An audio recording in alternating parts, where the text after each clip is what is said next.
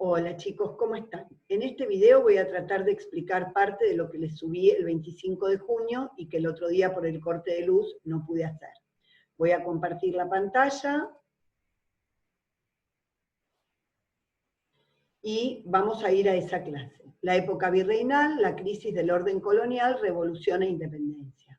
Si bien nuestro programa comenzaría con la crisis del orden colonial, para poder entender qué es lo que entra en crisis, primero hay que saber cuál era ese orden colonial. Cuando hablamos de la época virreinal, la etapa colonial, etc., hablamos de todo el periodo en que el territorio americano estuvo en manos de los españoles. Vamos a encontrar distintos nombres: época, etapa, periodo, virreinal o colonial. Cualquiera de los nombres es correcto, lo que importa es saber que ese periodo va desde 1492, que es el momento en que Colón llega a América y desde el punto de vista de los españoles descubren un nuevo continente, hasta 1810 y variando en lo que es la historia propia de cada país americano, el momento de su independencia. En lo que es la periodización americana, si ustedes se fijan en lo que subí en la clase siguiente, precisamente tenemos tres etapas. Una etapa que es la precolombina, o etapa de las civilizaciones originarias, la pueden encontrar con distintos nombres, que es la etapa anterior a la llegada de Colón a América. Luego tenemos la etapa colonial o virreinal, y por último la etapa de la América independiente. A partir de ahí empieza a escribirse la historia de cada uno de los países americanos, y cada uno va a comenzar esa historia en el momento de su independencia de manera formal.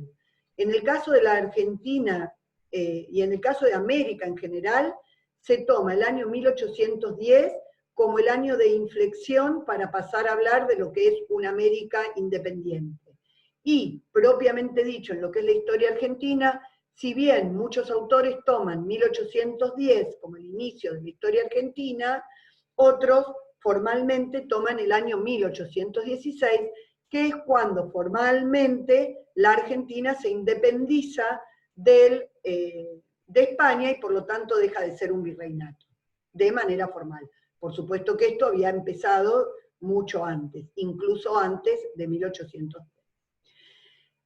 En la época virreinal, el actual territorio argentino perteneció en un primer momento, como ustedes pueden ver en el esquema, al Virreinato del Perú, que había sido creado en 1542.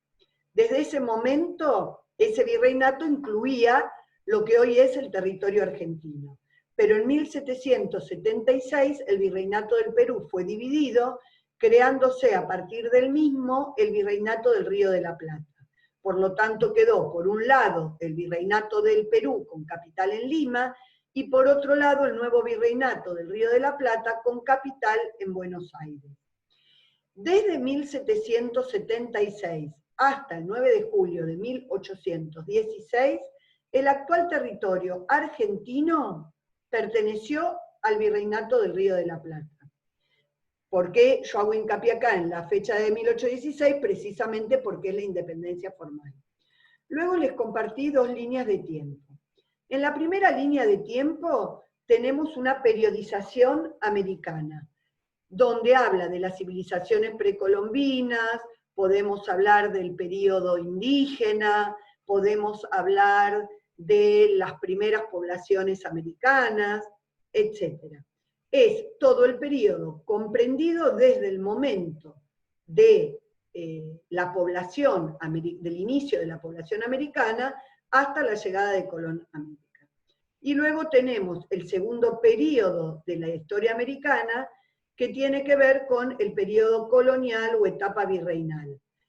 ¿Por qué yo acá marco descubrimiento, conquista y colonización? Porque van a ser los tres procesos internos de este periodo que se van a dar de manera continua y en algunos casos hasta simultánea. La palabra descubrimiento tiene que ver precisamente con encontrar algo que se encontraba oculto o que se desconocía. Por eso decimos que es una palabra con una visión, usada en este caso con una visión eurocéntrica. Hablar del descubrimiento de América, hablar del descubrimiento de los territorios americanos, es desde la mirada de los españoles. ellos son quienes descubren algo que no sabían que existían, pero lo cierto es que acá hacía muchísimos siglos que ya habitaban distintas personas que habían llegado al continente americano mucho antes que los españoles, y por lo tanto son los verdaderos descubridores. Pero como la historia, y gran parte de la historia, se escribe desde lo que es la historia occidental, por eso se toma el término descubrimiento. Nosotros, obviamente que lo tenemos que usar, porque en la mayoría de los libros que usemos con los chicos, tanto de jardín, de primaria, de secundaria, aparece esta palabra. Lo que tenemos que saber cuál es su contextualización. Dentro de lo que se llama propiamente el descubrimiento, se inscriben todos los viajes de exploración. Desde el primer viaje de Colón, los 3 viajes siguientes de Colón, ya que en total fueron 4, y también los demás viajes que hicieron otros exploradores, con el título de adelantados o no, que les otorgaba la corona, para venir a explorar estos territorios que habían encontrado. Tengan en cuenta que Colón se muere sin saber que había descubierto un nuevo continente. Por eso los pobladores del lugar fueron llamados indios. Colón cree que a esa isla donde llegó en 1492 correspondía a una parte desconocida, pero de la India. Por eso el gentilicio, el adjetivo gentilicio que le otorga a sus habitantes es indios. No con un sentido despectivo, como el que más adelante va a tomar el término indio en la Argentina, sobre todo en la época de Sarmiento, con el tema de la civilización y la barbarie.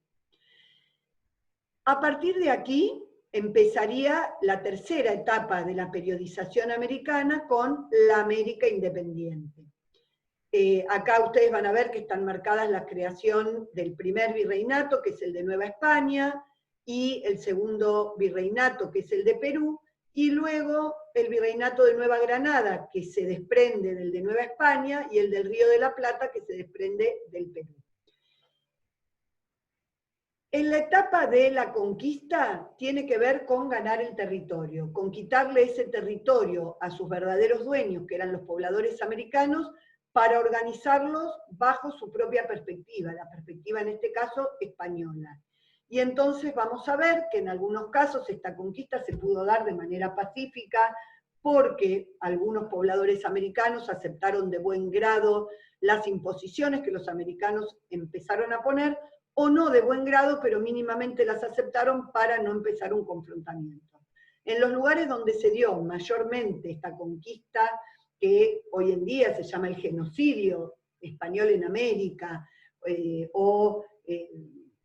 la barbaridad que cometieron los españoles en contra de la población originaria de América, se llevó a cabo con las grandes civilizaciones americanas en mayor medida. La civilización azteca, los mayas ya habían desaparecido al momento de la llegada de Colón, y la civilización incaica, que fueron las que más resistieron al dominio español. Una vez que ganan el territorio, comienza el periodo de colonización, es decir, el establecimiento de colonias. ¿Qué quiere decir establecer una colonia? Quiere decir establecer un orden territorial, económico y político en un territorio dominado por un territorio lejano a ese, en este caso España, que era la metrópoli colonizadora de la parte de América a la cual corresponde el territorio argentino actual. Entonces, digo que estos 3 procesos que están dentro de la época virreinal se dan de manera continua, es decir, uno detrás del otro, pero en algunos casos de manera simultánea. ¿Por qué de manera continua? Porque primero tuvieron que llegar a este territorio y descubrirlo, luego tuvieron que ganárselo para que pueda quedar en poder de ellos, y por último organizar el modo de vida económico, político, social, etc. Pero ¿qué pasa? Mientras en algunos lados se estaba llevando adelante la conquista, otros lados del continente americano, que es sumamente extenso, recién se estaban explorando. Y mientras en algunos lados se estaba llevando adelante la conquista y este enfrentamiento violento entre pobladores americanos, indígenas o aborígenes y españoles, en otros lados ya se estaban estableciendo colonias. Entonces, tenemos por un lado toda la parte de los viajes de exploración de los distintos exploradores que recorrieron el territorio americano durante el siglo XV, XVI, etc. Por otro lado, tenemos la conquista, que es el enfrentamiento que se dio con aquellas civilizaciones más civilizadas o menos, con mayor desarrollo o menor desarrollo en algunos casos, pero que se opusieron al dominio español. Y por otro lado, la colonización, que tiene que ver con el establecimiento de colonias, es decir, con la organización del territorio, tanto en la manera, en el aspecto espacial, como en el político, el económico y el social. Entonces, corresponden a la etapa de la colonización, por ejemplo, la fundación de todas las ciudades que los españoles fundaron en América. La fundación era similar, se ponía un mojón que decía que ahí iba a haber una ciudad, se dividían las tierras, se le otorgaban a los exploradores que habían llegado a ese lugar y que le daban fundación, y luego se construía la plaza, el cabildo, la catedral, etc. Pero en un primer momento la fundación era solo eso, un acto de fundación donde quedaba un pequeño grupo a cargo de ese lugar para evitar que los indígenas volvieran a avanzar sobre él. Y luego, si estuviéramos siguiendo, como sigue esta línea, la periodización americana, acá en lugar de decir Argentina independiente, tendría que decir América independiente. Yo puse Argentina independiente porque hice una mezcla en esta línea de lo que es la periodización argentina y la periodización americana. Pero por otro lado quiero mostrarles la línea de la periodización argentina, que sería todo esto que acá está en verde, para poder graficarlo y poder visualizarlo de mejor manera, lo hacemos en otra línea. Voy a minimizar acá mi imagen para que no entorpezca la línea. Y les voy a mostrar. Esta es la línea de tiempo de la periodización de la historia argentina. La historia argentina coincide en la mayoría de los autores que comienza en 1810 con la Revolución de Mayo, que fue el hito que da comienzo a la posterior independencia. Ahí vamos a ver que tenemos, en lo que es hasta el día de hoy nuestra historia, 6 periodos. Este primer periodo de 10 años, que es el periodo revolucionario independentista o el periodo de los primeros gobiernos patrios. Luego tenemos entre 1820 y 1852 las guerras civiles o guerras entre unitarios y federales.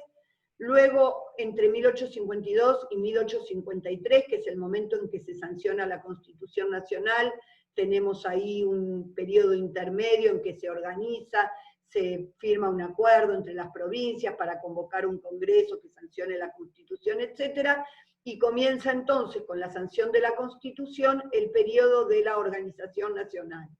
que va a terminar en 1880, cuando se resuelva el último conflicto que venía enfrentando a los habitantes de las Provincias Unidas de América desde el momento mismo de la Revolución de Mayo, y posteriormente con la independencia, la solución que se encuentra en 1880, cuando a través de un decreto se establece Buenos Aires como la capital de la República, que era el último conflicto que quedaba por resolver en lo que era la organización del país. A partir de ahí empieza el periodo de la República Oligárquica, que es el periodo de las presidencias del Partido Autonomista Nacional, del PAN, aquel que representaban a Julio Argentino Roca y Juárez Celman, los Sáenz Peña, tanto Luis Sáenz Peña como Roque Sáenz Peña y demás, que era un partido de la élite que representaba a una minoría rica y aristocrática de Buenos Aires, que se van a sostener en el gobierno con mecanismos poco democráticos y a su vez impidiendo que otros partidos políticos como la Unión Cívica Radical participaran de las elecciones, dado que no estaban garantizadas las condiciones, con un voto que no era secreto, donde había presiones y cooptaciones para que este partido oligárquico siguiera en el poder. Hasta 1912, que es cuando se hace la ley del voto en la Argentina, la ley del voto universal, obligatorio, secreto e igual, la ley Sáenz Peña, cuya primera implementación en elecciones presidenciales se va a dar en 1916, y entonces va a poner en el poder a un presidente de la Unión Cívica Radical que va a marcar el fin de esta república oligárquica, que era una república liberal en lo económico y conservadora en lo político. A partir de ahí empieza un periodo que a simple vista podemos ver que hasta hoy en día es el periodo de mayor extensión de nuestra historia, que corresponde precisamente al periodo en que nuestra historia estuvo marcada permanentemente por golpes de Estado. La mayoría de los presidentes que gobernaron durante esta época fueron derrocados por golpes militares y en sus lugares fueron autoimpuestos por los propios militares gobiernos de facto. Irigoyen va a gobernar durante 6 años, tal cual lo marcaba la Constitución antes de ser reformada en 1994, luego lo va a seguir Alvear, que era del mismo partido político, pero no había reelección en ese momento, y luego en su segunda presidencia, que comienza en 1828, Irigoyen va a ser derrocado por un golpe de Estado en 1930. Luego van a haber presidentes civiles que van a ser también derrocados por golpes militares. Durante varios años van a gobernar los militares, con primero este gobierno de Uriburu, luego la Revolución Libertadora, luego la Revolución Argentina, y por último el proceso de la reorganización nacional, que es el periodo de la última dictadura militar, que culmina en 1983, luego que los militares hubieran perdido poder por la acción de las organizaciones defensoras de los derechos humanos, el tema de la guerra de Malvinas y otras cuestiones que los fueron debilitando y que hicieron que no les quedara otro remedio que llamar elecciones democráticas, que es el momento en el que la democracia retorna a la Argentina con la presidencia de Raúl Alfonsín y permanece hasta la actualidad. Todo lo que tenemos en democracia hasta ahora lo podemos llamar la historia reciente de la Argentina. Y en muchos casos también historia reciente corresponde al último periodo del siglo XX. Por eso hablamos de la última dictadura militar, de la guerra de Malvinas y demás como historia reciente de la Argentina, porque muchos de los protagonistas de esos acontecimientos históricos y de esa historia argentina estamos vivos todavía. De hecho, yo nací en 1971, así que viví todo lo que es el proceso de la última dictadura, pero mis padres, que también vivieron aún otras dictaduras. Por eso hablamos también de historia reciente, como una historia viva. Volvemos al aula, vamos a ver entonces el mapa, que también es muy importante, tanto la línea de tiempo como los mapas son recursos que ayudan a comprender lo que se lee en los textos o lo que el docente explica. Imagínense ustedes que cuando le expliquen a un niño en edad escolar estos temas, y ustedes hablan de la independencia de nuestro país, o hablan del virreinato del Río de la Plata, que era el virreinato al cual correspondía nuestro país, ellos, el nuestro país, se lo imaginan con el mapa actual. Sin embargo, acá tenemos un mapa del virreinato del Río de la Plata. ¿Y qué abarcaba? El virreinato del Río de la Plata era esto que está entre las líneas punteadas, y que yo estoy marcando con el cursor. Solamente esto. Lo que acá está en gris oscuro pertenecía al Reino de Portugal, actualmente es Brasil. Esto que está en colores, porque después el virreinato del Río de la Plata se fue extendiendo y le fue ganando y conquistando estos territorios a los pueblos originarios. En un primer momento, en el momento de la creación del virreinato del Río de la Plata, estaba ocupado por aborígenes, y este territorio que va desde el centro de Buenos Aires y el centro de la República Argentina hacia el sur, era también territorio aborigen donde los españoles no tenían ningún tipo de presencia, ni política ni militar. Y por lo tanto todo este territorio no estaba organizado bajo el dominio español, aunque formalmente perteneciera a la corona española. Es decir, que la corona se reservaba el derecho de actuar sobre esos territorios, pero en ese tiempo no lo hizo. Chile figura con otro color porque era una capitanía general, es decir, que era un territorio militarizado. Simplemente se habían puesto ahí autoridades militares para impedir el avance de otras potencias extranjeras que quisieran ocupar territorio americano provenientes del Océano Pacífico. Y Perú formaba parte de otro virreinato, como ya dijimos antes, que es el virreinato del Perú. pero es importante trabajar con el mapa precisamente para representarnos cómo era ese territorio que está en juego cuando hablamos de este periodo de la historia americana. Por otro lado, otro recurso sumamente importante a la hora de enseñar ciencias sociales, ya sea historia, geografía o cualquier otra de las ramas de las ciencias sociales, son los esquemas, porque organizan la información. Y para trabajar la historia desde un enfoque renovado es necesario trabajar con las causas, y también obviamente con las consecuencias, precisamente para trabajar la historia como un proceso. ¿Por qué en mayo de 1810 se produce en Buenos Aires una revolución? ¿Qué venía pasando en el mundo que hizo cambiar la mentalidad de los criollos americanos, que hasta ese momento habían aceptado el orden español impuesto, y en ese momento se empiezan a rebelar y quieren entonces empezar a formar parte del gobierno, poder tomar decisiones respecto del comercio y demás? Bueno, precisamente lo que hace que esa mentalidad cambie son todos los hechos que ocurren en Europa y en América que tienen que ver con la Ilustración y las ideas que difundían estos filósofos ilustrados como Rousseau, Montesquieu, entre otros, que hablaban de la igualdad del hombre. Por lo tanto, si los hombres somos todos iguales, ¿por qué el rey tenía superioridad y se creía que él tenía un poder divino y tenía un poder absoluto? Entonces se empieza a cuestionar la autoridad de los reyes a partir de estas ideas de la Ilustración. La revolución industrial que se origina en Inglaterra y que posiciona a Inglaterra como una de las potencias más grandes a nivel económico que había en el mundo, y por lo tanto con mayor preeminencia. Ahí también va a querer actuar Napoleón posteriormente en la última etapa de la Revolución Francesa para impedir que Gran Bretaña se pueda apoderar del mundo a través de la economía. La Revolución Francesa, que toma las ideas de la Ilustración y bajo el lema de libertad, igualdad y fraternidad, va a llevar adelante una revolución que va a comenzar con el derrocamiento de la corona francesa y el establecimiento de una república.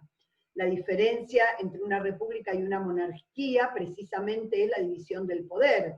En una monarquía todo el poder de gobierno lo concentra una sola persona, que es el rey o el monarca, mientras que en una república hay división de poderes. Esta es la diferencia entre monarquía y república como gobierno. Las repúblicas tienen división de poderes. El poder de gobierno no recae en una sola persona, sino que recae en tres instituciones diferentes. En el presidente de la República, en el Congreso de la Nación, que ejerce el poder legislativo, o parlamento, ¿no? En algunos países recibe otro nombre, y lo que sería la justicia o el poder, que es quien lleva adelante el poder judicial.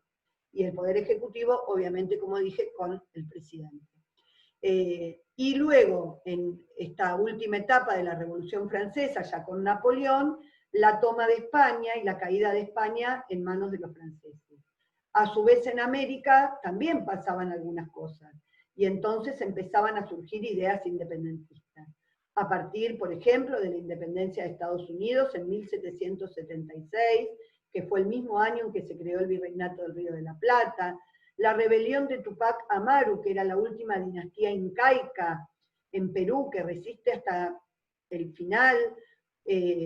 hasta que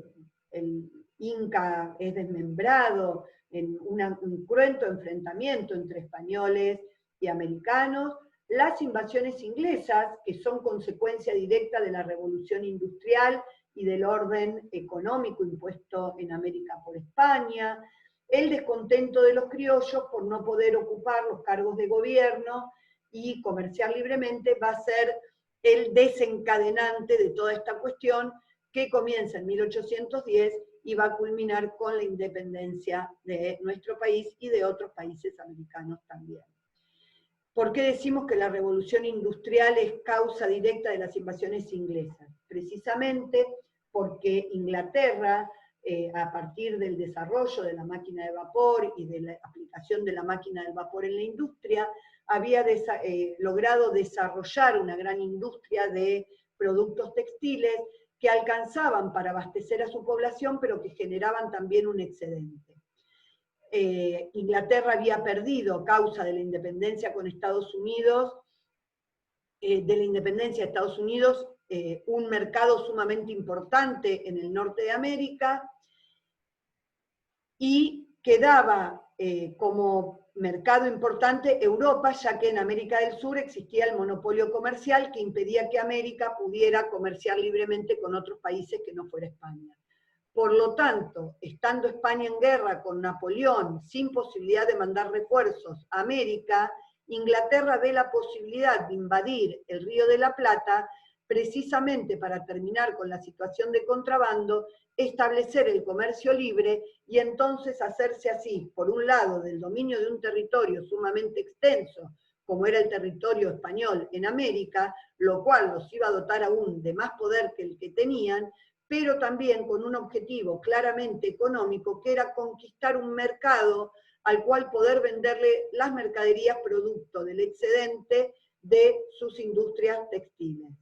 Piensen ustedes que en este marco de las guerras, Napoleón impide el paso de las mercaderías inglesas a Europa a través de lo que se llama el bloqueo continental. Portugal le da un paso a Gran Bretaña y es en ese momento cuando Napoleón le pide permiso al rey de España, que era el padre de Fernando VII,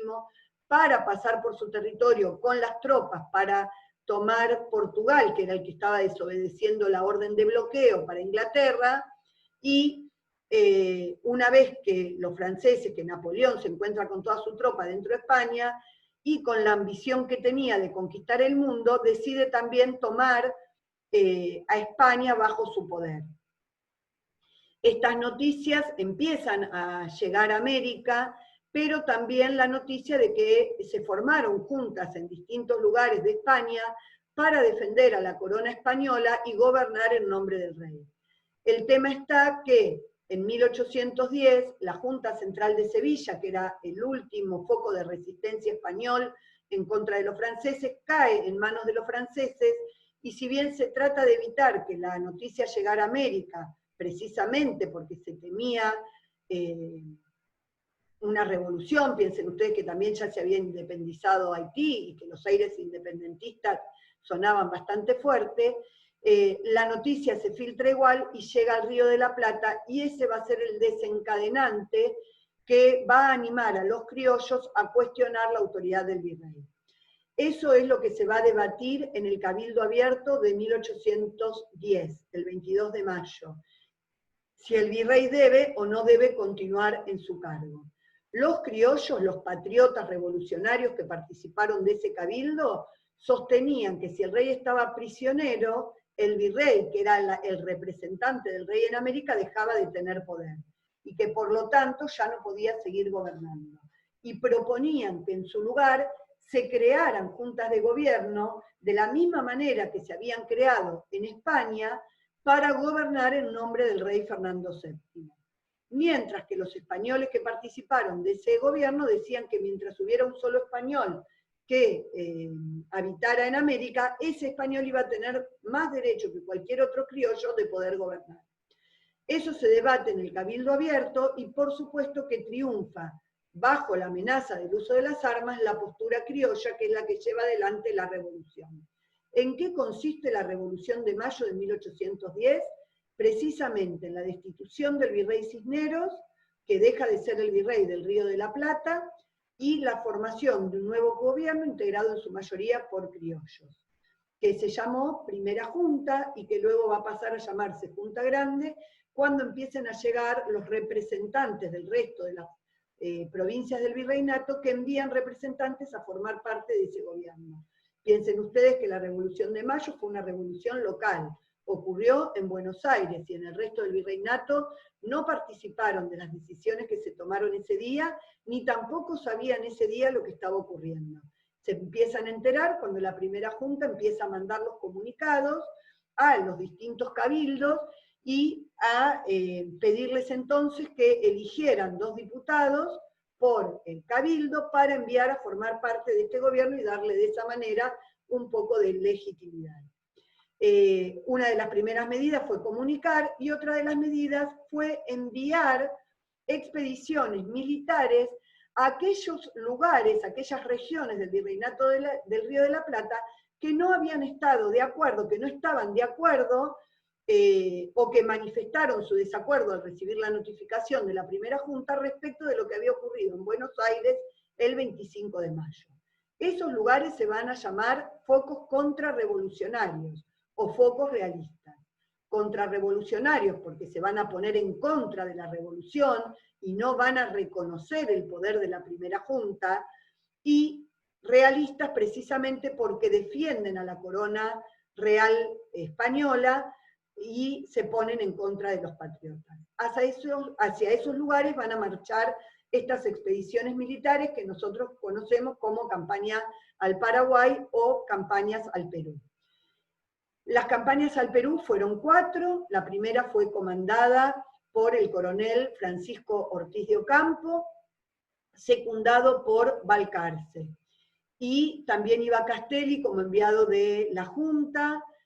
a fiscalizar esa campaña. La otra campaña fue comandada por el general Manuel Belgrano, que es la campaña al Paraguay. Y parte de esa comisión se desprende hacia la banda oriental, que también era un poco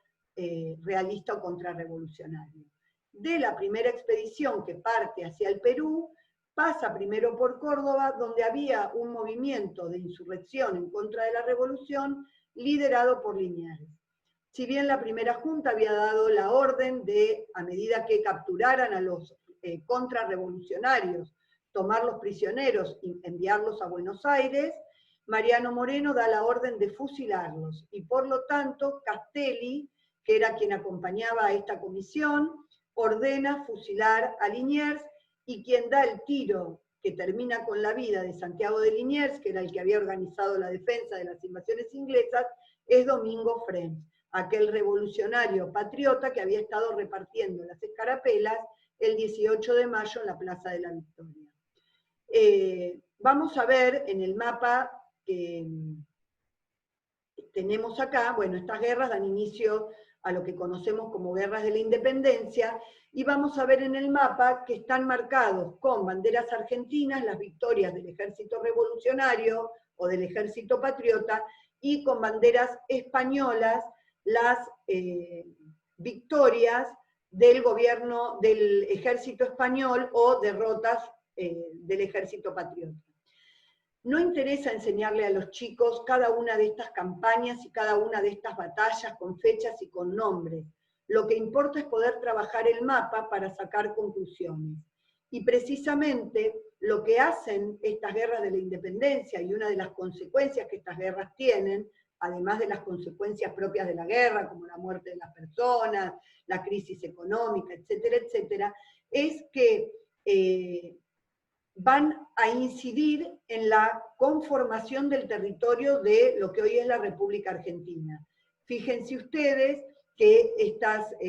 guerras de la independencia están marcadas sobre un mapa actual, sobre una parte del mapa actual del continente americano, donde vemos a la República Argentina con su forma actual y con las provincias divididas como lo tenemos en la actualidad, lo mismo Paraguay, que lo tenemos acá,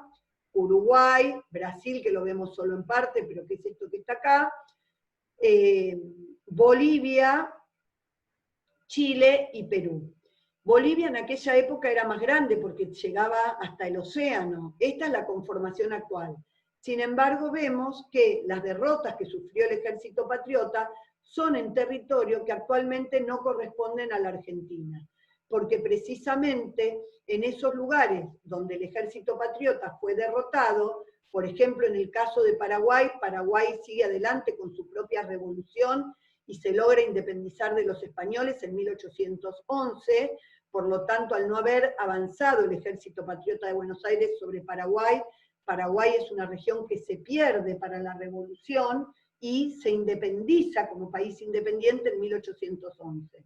Y al momento de la declaración de la independencia en 1816, si ustedes se fijan, acá tenemos derrotas en 1815, que es cuando se reúne el Congreso para declarar la independencia, y más allá de una primera victoria que había habido en 1810, que fue la victoria de Suipacha, todos los enfrentamientos que se dieron en el Alto Perú, actual Bolivia,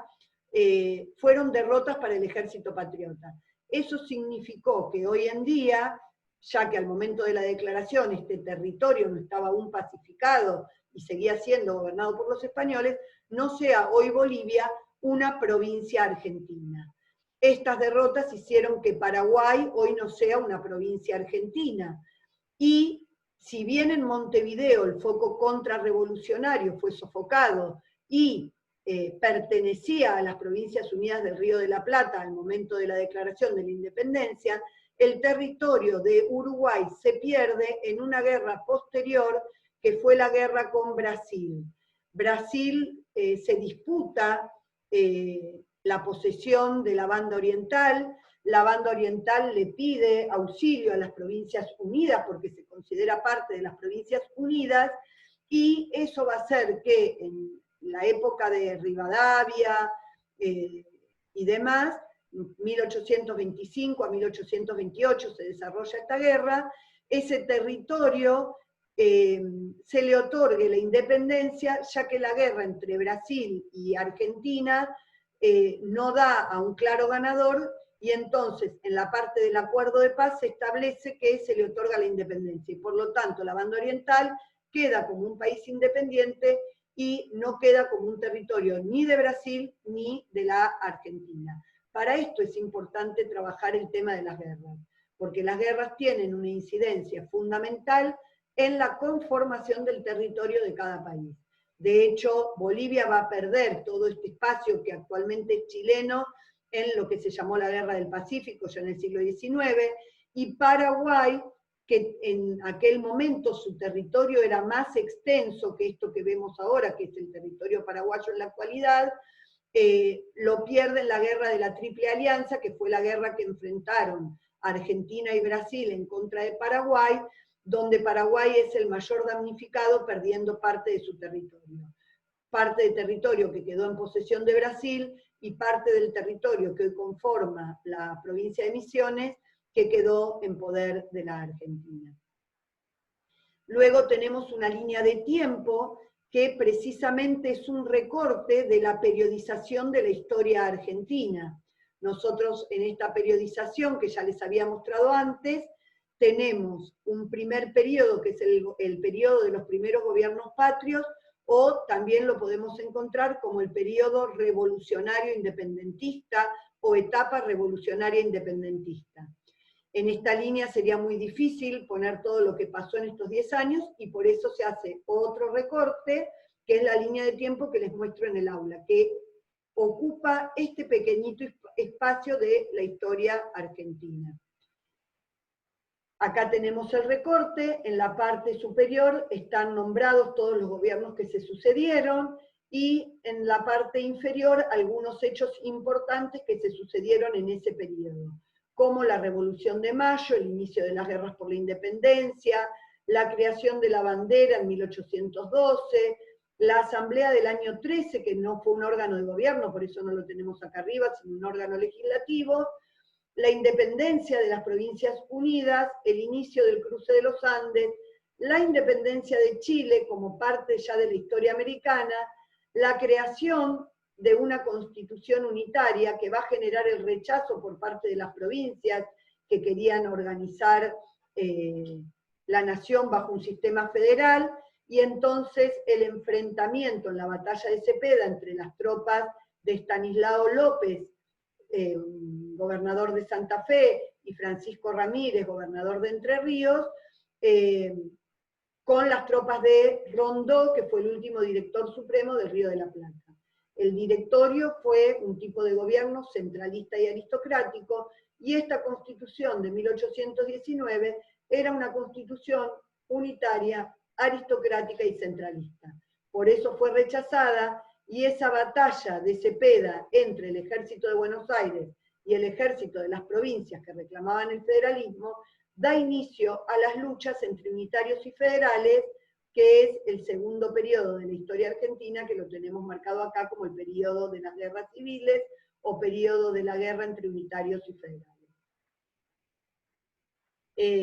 La Asamblea del año 13 tuvo un papel sumamente importantísimo en lo que es este proceso revolucionario independentista, porque si bien tenía el objetivo de declarar la independencia y sancionar una constitución para organizar el país, no logró ninguno de los dos objetivos, pero sí tomó ciertas medidas sumamente importantes, como por ejemplo adoptar la bandera que Belgrano había creado en 1812 como bandera nacional, crear el escudo nacional para reemplazar al escudo de la corona española que acompañaba todos los documentos oficiales de la época, y las monedas también, se acuñó moneda propia con el escudo de la nación, se creó la escarapela, y por supuesto que hubo muchas más medidas, estas son algunas de las más importantes, y otra de las medidas sumamente importantes es la declaración de la libertad de vientre, que si bien no abolía la esclavitud, sí lograba un gran avance respecto de la esclavitud, porque la condición de esclavitud se heredaba por parte de la madre. Es decir, que el hijo de cualquier esclava era esclavo, aunque fuera hijo del virrey, del gobernador, o de un español o de un criollo sumamente importante, que obviamente nunca iba a reconocer que era su hijo oficialmente, pero que además tenía la condición jurídica de esclavo por ser hijo de madre esclava. El hijo de una madre esclava se convertía automáticamente en esclavo del mismo amo que su madre, y este amo, como tenía todos los derechos sobre sus esclavos, podía decidir sobre la vida y la muerte, pero también podía decidir venderlo como mercancía en el mercado, porque la esclavitud en la Argentina fue una esclavitud mercancía. Los esclavos se compraban y se vendían como se compraba o se vendía una vaca, como se compraba o se vendía una lámpara que llegaba de España, al mejor postor en una subasta. La Asamblea del año 13 lo que va a hacer, si bien no va a cambiar en la práctica muchas cosas, porque los hijos de las esclavas van a seguir viviendo con sus mamás en las casas de sus amos y van a desempeñar tareas similares a las de su madre, la diferencia va a estar en que no van a poder ser vendidos, es decir, separados de sus madres, ni se les va a poder decidir matarlos. Acá tienen cómo estuvieron compuestos cada uno de estos gobiernos, a título informativo. Luego nuevamente les comparto un mapa que es sumamente importante, que es el mapa de las Provincias Unidas en 1816.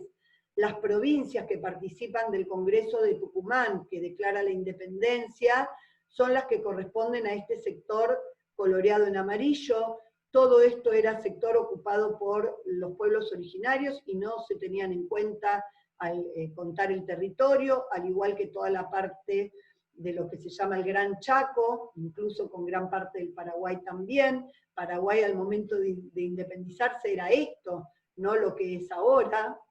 Y la Liga de los Pueblos Libres, que formaban parte de las Provincias Unidas, pero que no participaron del Congreso, que eran las provincias del litoral, Entre Ríos, Corrientes, la Banda Oriental, actual Uruguay, parte de Santa Fe, que no estaban de acuerdo en que Buenos Aires tuviera en ese congreso una mayor participación que el resto, y aparte no estaban de acuerdo en ciertas indicaciones que habían salido de Buenos Aires para ese congreso en particular. Piensen ustedes que Buenos Aires siempre tuvo una tendencia centralista, que el poder fuera centralizado en Buenos Aires, que Buenos Aires decidiera el destino de todas las provincias, y Artigas era un federal de pura cepa que quería que cada territorio pudiera tener también autonomía en el marco de este nuevo país y pudiera tener autoridades propias y demás. Esto va a ser el origen del federalismo en la Argentina. Después tenemos un mapa de las campañas de San Martín, que insisto con lo mismo, el mapa no es para aprender el recorrido y las batallas y los lugares de memoria como me lo hacían aprender a mí cuando iba al colegio, sino para entender cuál es el plan de San Martín y qué sentido tuvo dentro de las guerras de la independencia. En 1815 en Europa todos los reyes habían vuelto a ocupar sus tronos, luego de que Napoleón fuera derrotado definitivamente, y se temía precisamente que una vez restituido el orden en España, se enviaran refuerzos de tropas a América para recuperar el poder perdido durante estos años de guerras independentistas. Por eso se apuran a declarar la independencia aun cuando vimos en el otro mapa que en este sector las guerras continuaban y que no se había logrado vencer al ejército español, y por otro lado, si bien se declara la independencia, piensen ustedes que todo Perú estaba gobernado aún por españoles. El Alto Perú estaba gobernado por españoles. Chile estaba gobernado por españoles y a España lo teníamos hacia el este cruzando el Océano Atlántico. Con lo cual, en palabras de San Martín, la independencia de las Provincias Unidas del Río de la Plata corría riesgo, porque los españoles podían ingresar tanto por el Océano Atlántico, como desde el lado de Chile, como desde el Alto Perú y desde Perú inclusive. Y por lo tanto, si las tropas recibían la orden de España de avanzar sobre las Provincias Unidas, la independencia reciente de las Provincias Unidas se hubiera visto en peligro y posiblemente los españoles podrían haber retomado el poder. San Martín lo que dice es que hay que hacer un plan continental, es decir, liberar a toda América de los españoles, porque la única manera de que la independencia de los países que ya habían logrado independizarse, como Paraguay o las Provincias Unidas, se sostuviera, era precisamente evitando el avance de los españoles. Entonces San Martín idea este plan continental. Bolívar lo hace desde el norte de América del Sur, independizando Colombia, Venezuela, Ecuador, y San Martín desde el sur de América del Sur hacia el norte, cruzando a Chile por distintos pasos, como podemos ver acá, enfrentándose a los españoles de Chile para derrocarlos y declarar la independencia de Chile, cosa que se logra en 1818, rearmar a su ejército allí en Chile, recabar provisiones y partir por mar hacia Perú, donde no se esperaban que por mar llegara un ejército patriota a combatir a los españoles, por lo tanto actúan con el factor sorpresa, logran derrotar al ejército español en Perú, se declara la independencia de Perú en 1821 y avanzan sobre el Alto Perú para atacar al ejército por la espalda, que tampoco se esperan que van a recibir. Están peleando en este frente con el ejército realista que sigue acá enfrentándose para vencer a los españoles, recibir por la espalda. En ese interín es cuando San Martín se va a encontrar con Bolívar, que viene haciendo el recorrido inverso, y en esa reunión que tuvieron en Guayaquil, de la cual también es un misterio porque no hay datos más que lo que cuenta la historia oficial, pero no hay pruebas, San Martín, ya cansado de venir luchando, había muerto su esposa, tenía que viajar a Buenos Aires a buscar a su hija y demás, le cede el mando a Simón Bolívar, y Simón Bolívar es quien va a completar la independencia del Alto Perú, que actualmente es Bolivia, y por eso Bolivia también recibe el nombre en honor a su liberador, que fue Simón Bolívar. Tienen ustedes también, como explicación de esta clase, el audio que les dejé. Es importante que puedan ir avanzando con la lectura y que estos recursos, como los mapas o las líneas de tiempo, les sirvan a ustedes para comprender parte de nuestra historia, pero también para entender de qué manera utilizar estos recursos en el aula o con los chicos a quienes les tengan que enseñar estos procesos. No para que aprendan el mapa de memoria, sino para que aprendan a leerlo y que a partir del mapa puedan hacer inferencias respecto de la independencia, de las guerras, de lo que significaron las guerras en la conformación del territorio, etc. Espero que esta explicación haya servido y nos vemos en la próxima clase del jueves, que va a ser una clase teórica subida en el aula. Y el último jueves, antes del receso, que sería el jueves 16, sí nos encontraremos a través de una videoconferencia. Que tengan todos un buen domingo.